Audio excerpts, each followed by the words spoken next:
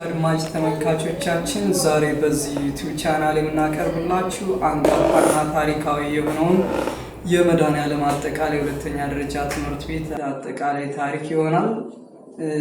እኔ ታከለ ሞላ እባላለሁ። የትምህርት ቤቱ የታሪክ መምህርና የቅርስ ክበብ ተጠሪ እንዲሁም የትምህርት ቤቱ የኪነ ጥበብ ክበብ ተጠሪ ነኝ።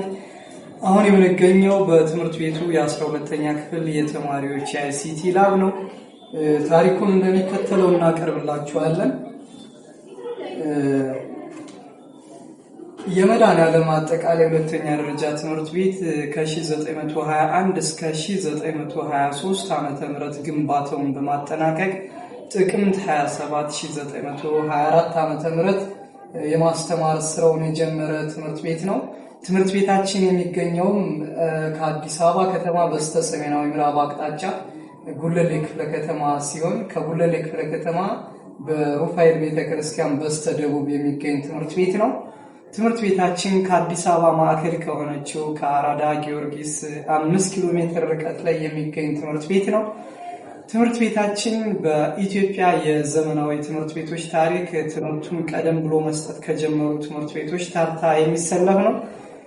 እንደ ታሪካዊነቱ ስናየው ትምህርት ቤታችን የሚቀድሙት የምኒልክ አጠቃላይ ሁለተኛ ደረጃ ብሎም ደግሞ የቲኤምኤስ ወይም የተፈሪ መኮንን ትምህርት ቤት፣ ከዛ በመቀጠል የመነን ትምህርት ቤት፣ ከዛ በመቀጠል ግን መድኃኔዓለም አጠቃላይ ሁለተኛ ደረጃ ትምህርት ቤት ጥቅምት 27 1924 በመጀመር ታሪካዊነቱና የቀዳሚነቱን ቦታ የሚይዝ ትምህርት ቤት ነው። ይህ ከ1924 ዓመተ ምህረት ጀምሮ እስካሁንም ድረስ ለ12ኛ ክፍል የመማሪያ ክፍል ሆኖ እያገለገለ የሚገኘው በተለምዶ አጠራሩ የባላባት ህንፃ የሚባለው ክፍል ነው። በውስጡ በርካታ የመማሪያ ክፍሎችን የያዘ እጅግ ታሪካዊ የሆነ አንጋፋ ክፍል ነው። የትምህርት ቤታችን አዋሳኝ በምናይበት ጊዜ በትምህርት ቤታችን በስተሰሜን የሚያዋስነው ኮብልስቶን መንገድ ነው።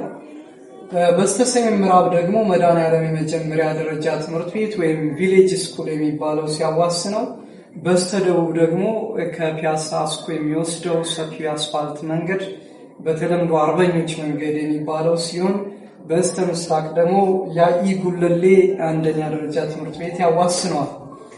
ስፋቱን በምናይበት ጊዜ የትምህርት ቤታችን ስፋት 54775 ሜትር ካሬ ሲሆን በስተሰሜን እና በስተደቡብ እኩል እርዝመት ያላቸው 200 ሜትር አጥሮች ሲኖሩት በስተምዕራብ እና ምስራቅ ደግሞ 269 ሜትር ስፋት ያለው አጥር ይኖረዋል። አጠቃላይ 54775 ሜትር ካሬ ስፋት ያለው ትምህርት ቤታችን ነው።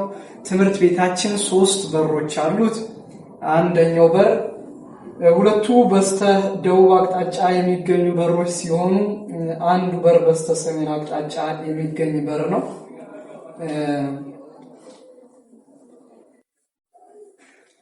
መድኃኔዓለም አጠቃላይ ሁለተኛ ደረጃ ትምህርት ቤት ካርታው ይመስላል። 54775 ሜትር ካሬ ነው። የመድኃኔዓለም ትምህርት ቤት የተመሰረተበት ዕለት 1924 ቢሆንም ቀኑ ጥቅምት 27 ስለነበር ጥቅምት 27 ደግሞ መድኃኔዓለም ስለነበር ዕለቱ በወቅቱ አገሪቱን ሲያስተዳድሩ የነበሩ ንጉሱ መድኃኔዓለም ትምህርት ቤት እንዳሉት ታሪክ ይዘግባል። ሲጀመር ትምህርት ቤቱ 1924 ዓመተ ምህረት 9 መምህራንን ይዞ የጀመረ ትምህርት ቤት ነው። 9 መምህራን 5 ኢትዮጵያውያን መምህራንና 4 ፈረንሳውያን በድምሩ 9 መምህራን እና 3 የትምህርት ቤቱ አስተዳደር ሰራተኞች። የተማሪዎችን ቁጥር በምናይበት ጊዜ ትምህርት ቤቱ 85 ተማሪዎችን ይዞ ትምህርት የጀመረ ትምህርት ቤት ነው። ትምህርት ቤታችን በተለያዩ ዓመተ ምህረቶች የተለያዩ አገልግሎቶችን የሰጠ ትምህርት ቤት ሲሆን አገልግሎቶችን በዓመተ ምህረት ከፍለን እንደሚከተለው እናያለን። ከ1924 እስከ 1926 እናት አባት የሌላቸው ልጆች የሙያ አዳሪ ትምህርት ቤት ሆኖ ኦርፋን ስኩል ሆኖ የጀመረ ትምህርት ቤት ነው። ስለዚህ ሲጀመር የተሰጠው ስያሜ እናት አባት የሌላቸው የሀገሪቱ ዜጎችን በዕደ ጥበብ ለማሰልጠን ነው። ከ1927 እስከ 1928 ደግሞ በሀገሪቱ የመጀመሪያው የቦይ ስካውት ትምህርት ቤት ሆኖ ለዜጎቻችን ልዩ ልዩ ወታደራዊ ስልጠና ሲሰጥ የቆየ ትምህርት ቤት ነው። ከዛም በመቀጠል ከ1929 እስከ 1933 ድረስ ሀገራችን ኢትዮጵያ በጣሊያን ወረራ ቁጥጥር ውስጥ ስለወደቀች የማስተማር ስራውን በማቆም በርካታ ተቋማት የአገልግሎት ስራቸውን አቁሞ ስለነበር ትምህርት ቤታችንም የማስተማር ስራውን አቁሞ ለንጉሥ ተክለ ሃይማኖት የመኖሪያ ቤትነት ሆኖ ለ5 ዓመት አገልግሏል። ከጣሊያን የወረራ ነፃ መውጣት በኋላ ደግሞ 1935 እስከ 1936 ዓ.ም ማለትም ለ1 ዓመት ከጠላት ወረራ በኋላ የባላባት ልጆችን ትምህርት ቤት ሆኖ ስላገለገለ በርካቶቹ የሚያውቁት በዚህ ስም ነው። የባላባት ትምህርት ቤት ይባላል። ነገር ግን ትምህርት ቤታችን የባላባት ትምህርት ቤት የነበረበት ዓመት 1 ዓመት ብቻ ከጣሊያን ወረራ በኋላ አገሪቱን ነፃ ያወጡ የባላባት ልጆች ከተለያዩ የአገሪቱ ክፍሎች በደብዳቤ በመጠራት የባላባት ልጆችን ለ1 ዓመት አስተምሯል። ከዛም በመቀጠል የኢትዮጵያ ሕዝቦች ባሰሙት ለትምህርትና ስነ ጥበብ ሚኒስቴር ባቀረቡት ቅሬታ መሰረት ንጉሱ ሌሎችንም የአገሪቱ ተማሪዎች እንዲያስተምር በመወሰናቸው ከ1937 እስካሁን ድረስ የመድኃኔዓለም ትምህርት ቤት በመባል በተለያዩ ጊዜያት ደረጃውን እየቀያየረ ደረጃውን መቀያየር ማለት አንደኛ ደረጃም ሁለተኛ ደረጃም የሆነ ስራውን እየሰራ ይገኛል። በዚህም ከአዲስ አበባ ከተለያዩ ከአራቱም የኢትዮጵያ አቅጣጫዎች እየመጡ የሚማሩ በርካታ ተማሪዎችን አስተምሯል ትምህርት ቤቱ።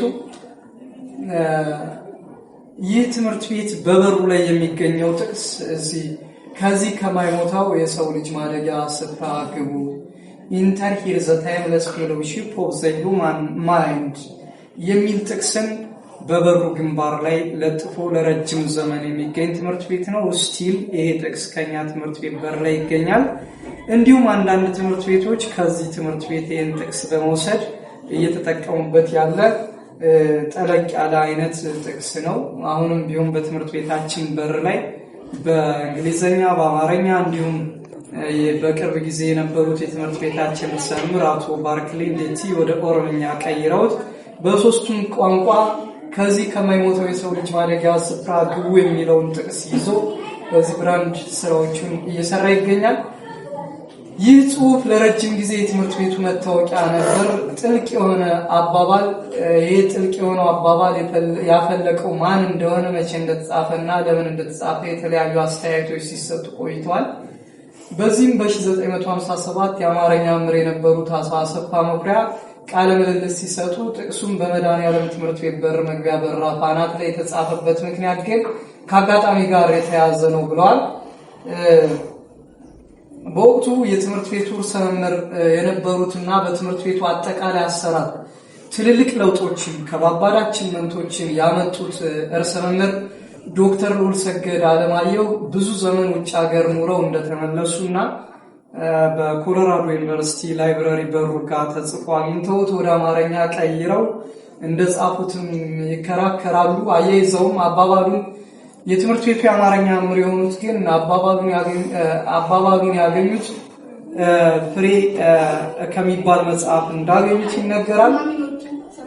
የትምህርት ቤቱ ርዕሰ መምህር ዶክተር ልዑልሰገድ አለማየሁ እንደሚሉት ግን አባባሉን ያገኙት ከነበሩበት ዩኒቨርሲቲ ኦፍ ኮሎራዶ ውስጥ ከሚገኘው የኖርሊን ቤተ መጻሕፍት መግቢያ ላይ ከተጻፈ ጥቅስ ሲሆን ያገኙትን ለትምህርት ቤቱ እንዲመች አድርገው በሁለቱም ቋንቋዎች የጻፉት እሳቸው እንደሆነ ይናገራሉ። ይህ ከአሁኑ በፊት የነበረው በራችን ነው። የበር ዲዛይናችን 3 አይነት ዲዛይን ነው። ቅድም እንዳልኩት 3 በሮች፣ ሁለቱ በስተደቡብ አንዱ በስተሰሜን የሚገኝ ሆኖ በስተደቡብ የሚገኘው ዋናው የተማሪዎች መግቢያ በር ሆኖ የሚያገለግለው በተለያዩ ጊዜያት ስታይሉን የበሩን ስታይል ይቀያይራል። ይሄ አንዱ የበር ስታይል ነው። ከዚህ በመቀጠል አሁን የሚገኘው የበሩ ስታይል ነው ማለት ነው። ቅድም ያሳየኋችሁ የመጀመሪያው የበር ስታይል ይሆናል።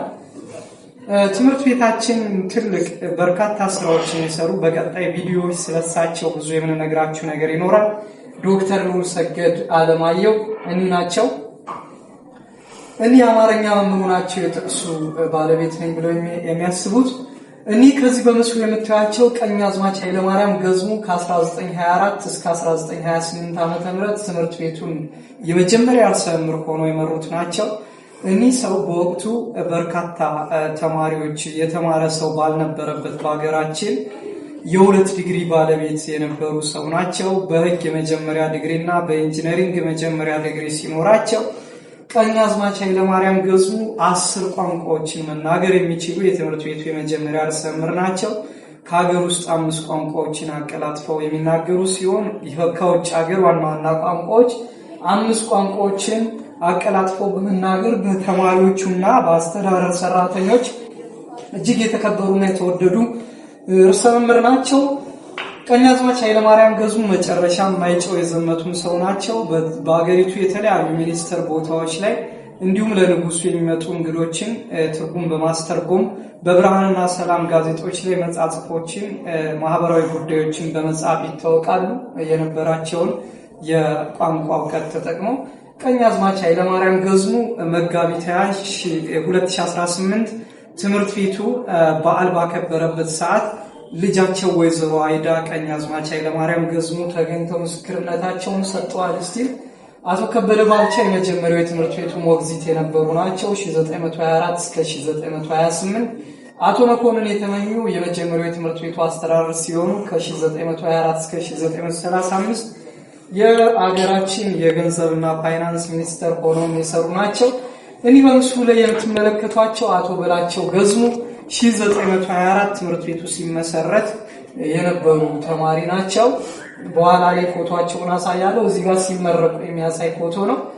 እዚህ ጋር የምናየው አቶ በላቸው ገዝሙ ተማሪ በነበሩበት ጊዜ ራሳቸው የሰሩትን ጫማ ለብሰው ነው። የዕደ ጥበብ ትምህርት ቤት ስለነበር ራሳቸው የሰሩትን ጫማ ለብሰው የሚታዩት የመጀመሪያው በላቸው ገዝሙ ይባላሉ። እኒህ ሰው ትምህርት ቤቱ 80ኛ ዓመቱን ባከበረበት ዕለት በትምህርት ቤቱ ተገኝተው ሴሌብሬት አድርገዋል። አሁን በሕይወት አይገኙም። እዚህ ጋር ይታያሉ።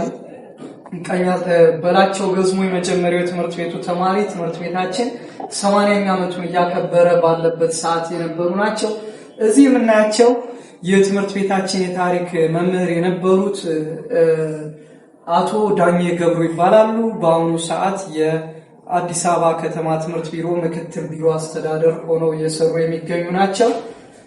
እኒህ ሰው የትምህርት ቤቱን ታሪክ የባላባት ትምህርት ቤት ታሪክ በሚል ጽፈው መጽሐፎችን ጽፈዋል። ወደ 6 መጽሐፎች ያሏቸው እጅግ የተከበሩ መምህር ናቸው። የመድኃኔዓለም ትምህርት ቤት ከፒያሳ እስከ መርካቶ፣ ከኮልፌ እስከ ዊንጌት፣ ከሸጎሌ እስከ አዲሱ ገበያ፣ ከትግራይ እስከ አፋር፣ ከጋምቤላ እስከ ወለጋ እስከ ጎጃም በአጠቃላይ ከመላው ኢትዮጵያ የመጡ ኢትዮጵያውያኖችን በጋራ የተማሩበት ብቸኛ ትምህርት ቤት ነው። በዚህም ትንሿ ኢትዮጵያ እየተባለ የሚጠራ ትምህርት ቤታችን ነው። የመድኃኔዓለም ትምህርት ቤት ከሌሎች በኢትዮጵያ ውስጥ ካሉ ትምህርት ቤቶች ጋር ሲነጻጸር ለየት ያለ ባህሪ ይኖረዋል። ይኸውም በ1950ዎቹ መካከል ጀምሮ እጅግ በጣም በርካታ ቁጥር ያላቸው ተማሪዎችን በማስተማር ይታወቃል። ከ3000 ብሎም ደግሞ በአንድ ወቅት እስከ 15000 ተማሪዎችን በአንድ ዓመት በማስተማር የታወቀ በሀገራችን ከፍተኛ ትምህርት ቤት ነው። ትምህርት ቤታችን አሁን የአዲስ አበባ ቁጥር 2 እየተባለ ቁጥር 2 የመጀመሪያ ደረጃ ትምህርት ቤት እየተባለ ያለውን ትምህርት ቤት አካቶ በብራንችነት ሲያስተምር የነበረ ሰፊ ግቢ ነው። ትምህርት ቤቱን አንድ ቀኛዝማች ትምህርት ቤቱን በአስተዳደርነት ከመሩት አንድ ቀኛዝማች ኃይለማርያም ገዝሙ፣ 2 ካፒቴኖች የጦር መኮንኖች፣ 1 ዶክተርና ሌሎች የተለያዩ የትምህርት ደረጃ ያላቸው ርዕሰ መምህራን አስተዳድረውታል። ትምህርት ቤቱን በርዕሰ መምህርነት ካስተዳደሩት ርዕሳነ መምህራን መካከል 6ቱ የውጭ ሀገር ዜጎች ሲሆኑ ከነበሩት ርዕሳነ መምህራን መካከል ደግሞ አንደኛው ለ20 ዓመት ትምህርት ቤቱን በርዕሰ መምህርነት ሲያስተዳድር፣ አንደኛው ደግሞ ዝቅተኛው ለ6 ወር ብቻ በማስተዳደር ዝቅተኛውን የማስተዳደር ዕድሜ ደረጃ ይዟል። የትምህርት ቤቱን ርዕሰ መምህራን በቅደም ተከተል እንደሚከተለው እናቀርባለን። የመጀመሪያው የትምህርት ቤታችን ርዕሰ መምህር አቶ ኃይለማርያም ገዝሙ ይባላሉ። አይሚን ቀኛዝማች ኃይለማርያም ገዝሙ ናቸው። ሁለተኛው ካፒቴን ፎረጅ ይባላሉ። ዜግነታቸው ፈረንሳይ ነው። ሶስተኛው ካፒቴን ግልበርት እንግሊዛዊ ዜግነት ያላቸው ናቸው። በሶስተኛ ደረጃ የምናገኛቸው አቶ ገብረ እግዚአብሔር አመንቲ ትምህርት ቤቱን ከ1936 እስከ 1938 መጨረሻ ድረስ ያስተዳደሩ ናቸው። አምስተኛው ዶክተር ፊልቻር ጥቁር አሜሪካዊ ናቸው። ስድስተኛው ሚስተር ሊኒ ይባላሉ። ደቡብ አሜሪካዊ ሚስተር ሊኒ። ሚስተር ፊትጀርላንድ ሰባተኛው የትምህርት ቤቱ ርዕሰ መምህር ሲሆኑ 1948 እስከ 1949 አውስትራሊያዊ ናቸው። ዶክተር ሉል ሰገድ ዘጠነኛው የትምህርት ቤታችን ርዕሰ መምህር ናቸው። ትምህርት ቤቱን ያስተዳደሩበት ዓመት ከ1950ዎቹ እንደነበር ይታወቃል። አስረኛው አቶ ኃይለ ጊዮርጊስ ጣሰው ይባላሉ። ከ1959 እስከ 65። 11ኛው አቶ አለማየሁ ዴኬሮ ይባላሉ። 12ኛው አቶ ፉቃዱ ሩጋ በወቅቱ በአብዮቱ ጊዜ የነበሩ ውስታነ መምህራን ናቸው። ተከታትለው ብዙም ዓመት አልመሩም። አቶ ፈቃዱ ሩጋና አቶ ሰለሞን አስፋው ናቸው። 14ኛ አቶ ኃይሉ ደስታ ይባላሉ። 15ኛ አቶ ጌታቸው በየነ፣ 16ኛ አቶ ዮናታን ታደሰ ደስታ ይባላሉ። እሺ ትምህርት ቤታችን ከአቶ ዮናታን ደስታ በመቀጠል ያስተዳደሩት አቶ አርያ ገብረ እግዚአብሔር ናቸው። አቶ አርያ ገብረ እግዚአብሔር ከ1995 እስከ 1999 ያስተዳደሩ ሰው። አቶ አርያ ገብረ እግዚአብሔር በኋላ እንስትና ሴት ርዕሰ መምህር አስተዳደር እናገኛለን። ወይዘሮ ዛበሽ ይባላሉ። ወይዘሮ ዛበሽ ትምህርት ቤቱን ከ1999 እስከ 2001 ያስተዳደሩት ዋና ርዕሰ መምህር ናቸው። ከወይዘሮ ዛብሽ በመቀጠል የምናገኛቸው ደግሞ አቶ ታከለ ደሲሳ የተባሉ ርዕሰ መምህር ናቸው። ትምህርት ቤቱን ከ2001 እስከ 2003 መርተዋል። ከአቶ ታከለ ደሲሳ በመቀጠል አቶ ሽበሺ ዓለምን እናገኛለን። ሽበሺ ዓለም ከ2003 እስከ 2009 ትምህርት ቤታችን ያስተዳደሩ ርዕሰ መምህር ናቸው። ከአቶ ሽበሺ ዓለም በመቀጠል አቶ ማህሪ ገብረ ሕይወት 2009 እስከ 2011 ትምህርት ቤቱን መርተውታል። ከአቶ ማህሪ ገብረ ሕይወት በመቀጠል አቶ ደረጀ ከበደ ከ2011 እስከ 2014 የመሩት ርዕሰ መምህር ሲሆኑ ከአቶ ደረጀ ከበደ በመቀጠል አቶ ሳሙኤል ዲነጋ ትምህርት ቤቱን ያስተዳደሩ ዋና ርዕሰ መምህር ናቸው። እሳቸውም ከ2014 እስከ 2016 ትምህርት ቤቱን ያስተዳደሩ ርዕሰ መምህር ናቸው። ከአቶ ሳሙኤል ዲነጋ በመቀጠል አቶ ባርክሊ እንዴቲ ትምህርት ቤቱን አስተዳድረዋል። ቅድም የትምህርት ቤቱን የግንባር ላይ ጽሑፍ ወደ ኦሮምኛ ቀይረውታል ያልኳቸው ርዕሰ መምህር ናቸው። አቶ ባርክሊ እንዴቲ ከ2016 እስከ 2018 ትምህርት ቤቱን ያስተዳደሩ ርዕሰ መምህር ሲሆኑ አቶ አንዱዓለም ተስፋዬ ደግሞ ከ2018 አቶ ባርክሊ እንዴቲ የጉለሌ ከተማ ትምህርት ጽሕፈት ቤት ሆነው ከተሾሙበት ቀን አንስቶ እስከ ጥቅምት 2018 ድረስ ያስተዳደሩ ሲሆኑ ከጥቅምት 2018 በመቀጠል ደግሞ አቶ ባይሳ ታዬ እስካሁን ድረስ ትምህርት ቤታችን እያስተዳደሩ ያሉ ርዕሰ መምህራን ናቸው። አድማጭ ተመልካቾቻችን እስካሁን ያቀረብኳቸው የትምህርት ቤቱ ዋና ዋና ርዕሰ መምህር ሲሆኑ ምክትሎቹን በተከታታይ ቪዲዮዎች የማቀርብላችሁ ይሆናል። ትምህርት ቤቱ ስራውን ከጀመረበት ጥቅምት 1924 ጀምሮ እስካሁን ድረስ በርካታ በተለያዩ የሀገሪቱ የዘርፎች ላይ እያገለገሉ ያሉ እንቁ ምሁራንን ያፈራ ትምህርት ቤት ነው። ጠቅሰን የማንዘልቃቸው በመቶ ሺዎች የሚቆጠሩ ኢንተርናሽናል ፊገር የሆኑ እንዲሁም በሀገራችን በከፍተኛ ደረጃ እያገለገሉ ያሉ አሁን ድረስ ባለው ሲስተም ውስጥ ትልልቅ የሚኒስተር ቦታዎችን የጽህፈት ቤት ኃላፊ በመሆን እያገለገሉ ያሉ በርካታ ታላላቅ ሰዎችን አፍርቷል። ከነዚህም የተወሰኑትን እንጠቅስላችኋለን።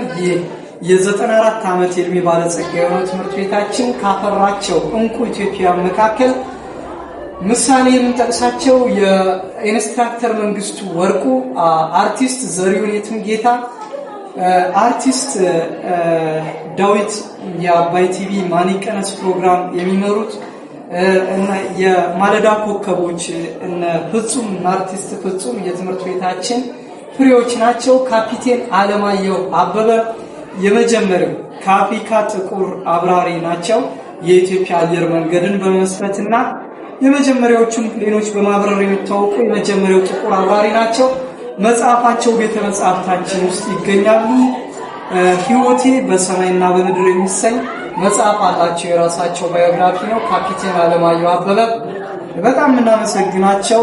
የጻፉትን ባዮግራፊ ለትምህርት ቤቱ አልሸጡልንም። በነፃ ትውልድ እንዲያነበው ከኔ ህይወት ይማራል ብለው ሰጥተውና መጽሐፉ እጃችን ላይ ይገኛል። ሌላው የምናገኛቸው አንጋፋ የትምህርት ቤታችን ሰው አንጋፋው የጃዝ ንጉሱ ሙላቱ አስታጥቄ የትምህርት ቤታችን ፍሬ ናቸው። ከዚህ በመቀጠል እና አርቲስት ወንድሙ ጂራ በቅርቡ አንድ የትምህርት ቤታችን ታሪካዊ የሆነ በበርካቶች ዘንድ ተወዳጅ የሆነ መድኃኔዓለም ትምህርት ቤት የተሰኘ ሙዚቃን አቀርቡልናል። በቅርቡም የትምህርት ቤቱ አምባሳደር ሆኖ የተሾመ ትልቅ አንጋፋ አርቲስት ነው ወንድሙ ጂራ። የትምህርት ቤታችን ውጤት ነው። ሌላው የምናገኘው የዓለም እጅግ የተከበሩ የዓለም ሎሬት ሜትር አርቲስት አፈወርቅ ተክሌ የትምህርት ቤታችን ፍሬ ናቸው። ብርጋዴር ጀነራል አብይ አበበ እና ብርጋዴር ጀነራል ፋንታ በላይ በሰማይም በምድርም የሰማዩ ንስር የሚባሉት ብርጋዴር ጀነራሎች፣ ዶክተር ዮሐንስ መስፍን የራስ መስፍን ልጅ የትምህርት ቤታችን ፍሬ ናቸው። እና አትሌት መሰረት ደፋር፣ አርቲስት ዓለም ፀሐይ ወዳጆ ከ52 በላይ ስራዎችን በመስራት ለበርካታ አርቲስቶች እንቁ የሆነች በተለይም ደግሞ በቅርቡ በፒያሳ ጊዮርጊስ በማዕከሉ የፀሐይቱ የትምህርትና ቅርስ ማዕከልን በመክፈት የምትታወቅ በጣም ትልቅ አንጋፋ አርቲስት ነች። የኢፌዴሪ የውጭ ጉዳይ ሚኒስተር ዶክተር ጌዲዮን ጢሞቴዎስን ጨምሮ እነ ዶክተር ሉል ሰገድ የአማኑኤል ሆስፒታል ስፔሻሊስቶች፣ የጳውሎስ ሆስፒታል፣ የካቲት 12 ስፔሻል በርካታ በሚባል ደረጃ በርካታ እንቁዎች። እሺ ትምህርት ቤታችን ያፈራቸው በርካታ ለቁጥር የሚያዳግቱ አገራዊም ዓለም አቀፋዊ ፊገር ያላቸው ሰዎችን ያፈራ ትምህርት ቤት ነው። እጅግ የተከበሩ ሎሬት ሜትር አርቲስት አፈወርቅ ተክሌ ይታያሉ። እነ ካፒቴን አለማየሁ አበበ እዚህ የምናያቸው ናቸው። እኒህም የአፍሪካ የጃዝ ንጉሱ ሙላቱ አስታጥቄ ናቸው። እነ መሰረት ደፋር እዚህ ይታያሉ። ወንድሙ ጂራ እዚህ የምናየው ዶክተር ዮሐንስ መስፍን በቀድሞ የራስ መስፍን ልጅ ናቸው። የአዲስ አበባ የአርበኞች ሰብሳቢ ወንድም ናቸው። አመሰግናለሁ። ለዛሬ ያለውን በዚህ ስለተከታተላችሁኝ እጅግ በጣም ነው አመሰግነው። ጨርሻለሁ።